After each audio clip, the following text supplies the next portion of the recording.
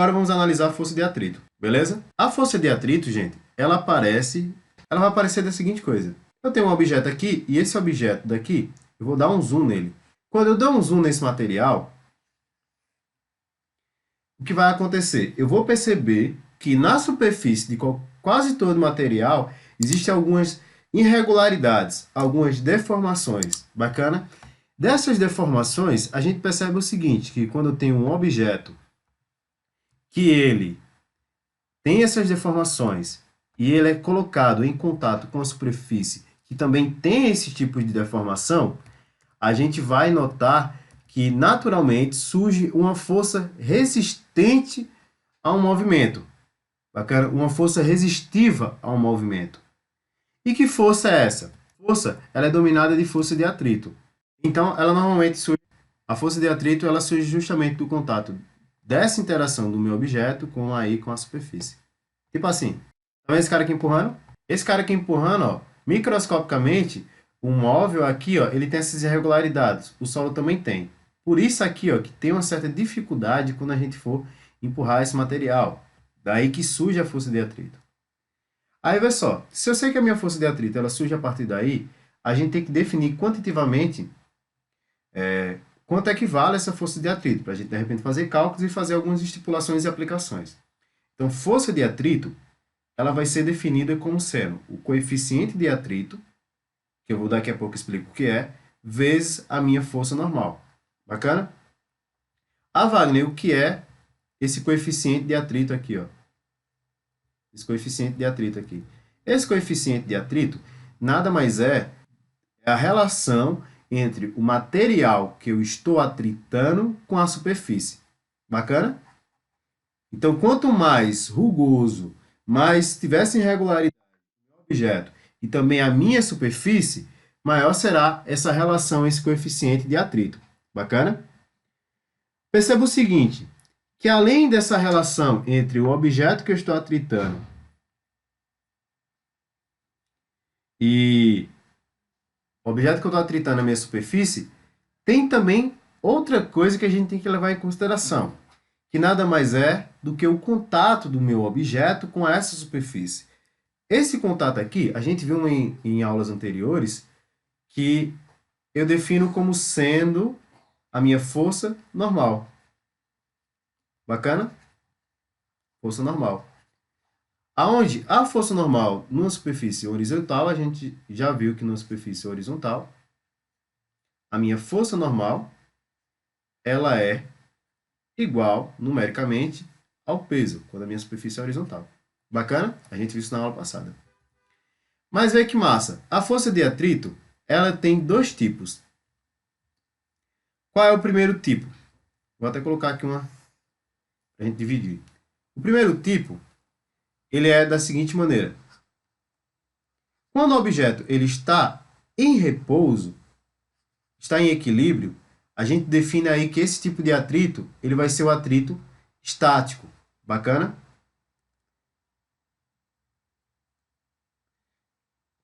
Peraí. Quando o objeto ele está em repouso, eu vou definir esse cara daí como sendo um atrito estático. Beleza? E quando ele está em movimento, surge naturalmente também outro tipo de atrito, que é chamado de atrito cinético, que eu vou estar representando aqui pela letra C. Bacana? Ah, Wagner, mas vê só, esses dois atritos que tu colocou aqui, ó, praticamente são a mesma coisa, pô, é a mesma expressão. Não necessariamente. Eles têm a mesma expressão e são escritos da mesma maneira, mas o que muda entre eles é o valor do coeficiente de atrito. Porque, experimentalmente, o coeficiente de atrito estático é maior numericamente do que o coeficiente de atrito cinético. Bacana? Então, a força de atrito estático, por natureza, é maior do que a força de atrito cinético. Por isso que quando a gente empurra um objeto, é sempre mais difícil a gente colocar esse objeto em movimento do que simplesmente empurrar ele ou aplicar uma força sobre esse objeto quando ele está em movimento. Quando está em repouso, é muito mais difícil colocá-lo em movimento. Mas quando ele está em movimento, a tendência dele é permanecer em movimento e tal. Muito mais fácil empurrar. Bacana? Entenderam aí a diferença entre os dois? Sim ou não? Professor, repete, por Sim. favor. Ó, existem dois tipos de força de atrito. Existe o atrito estático,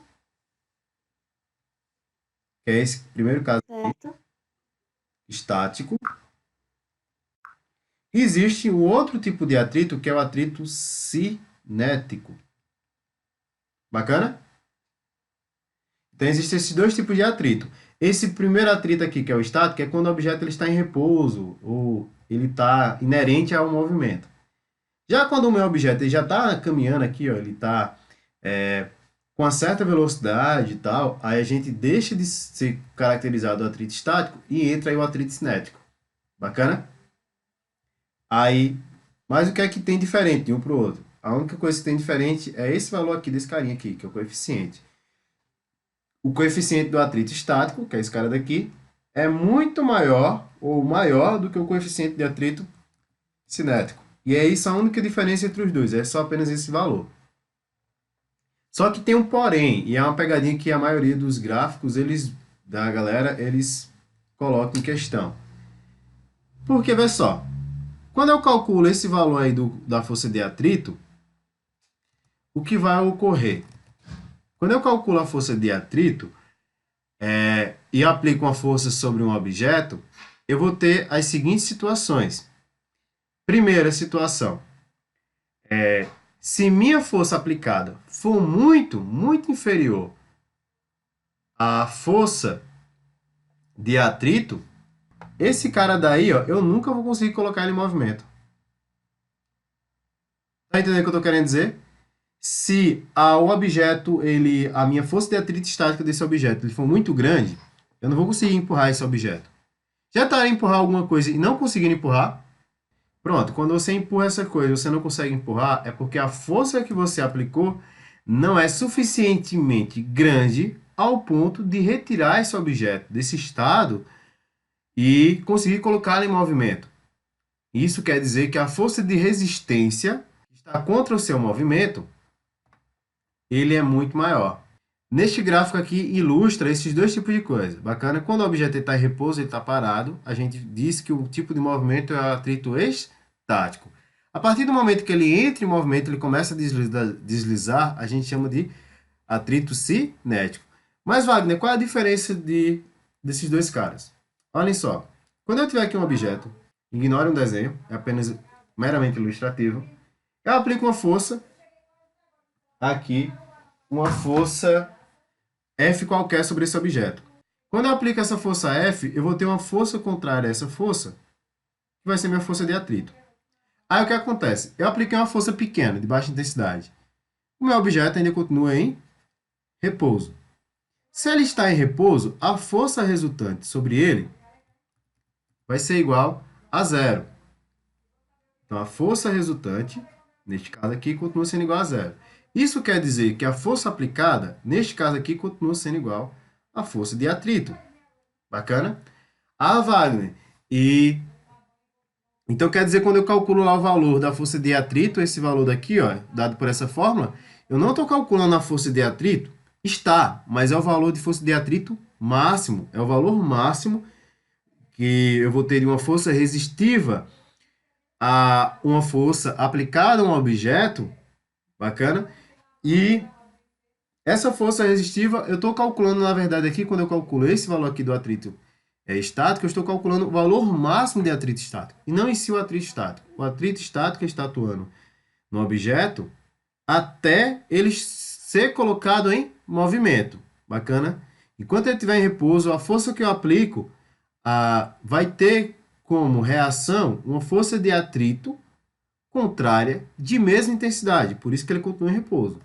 Aí olha esse gráfico aqui. Esse gráfico aqui ilustra justamente isso. Esse gráfico ilustra aqui. A força que eu aplico, eu vou aplicando a força, ó, a força de atrito, ó, que é a minha força de reação, ela vai aqui alternando. Ó. Eu apliquei aqui uma força, vou chamar aqui de 1. Eu tenho a força de reação. 1 também. Tem aqui, apliquei uma força de 2 newtons. Perceba que ele ainda está em repouso, então a minha força de atrito vai ser 2 newtons. Até ele chegar nesse ponto aqui, vou colocar, sei lá, 10. Nesse ponto daqui, ó, vai ser o ponto da eminência de movimento. Bacana? Nesse ponto, é o momento que ele deixa de estar no estado de repouso e começa a entrar em movimento.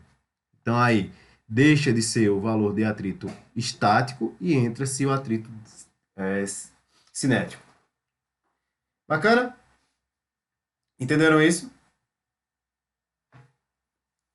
Sim, não, tá. Professor, como é que se calcula o coeficiente de atrito? Esse coeficiente de atrito aqui, ele normalmente são valores tabelados, ou seja, a galera vai para o laboratório, faz experimento com diversos materiais e vai encontrando valores para esse cara, entendeu? É um valor obtido experimentalmente. Entendi.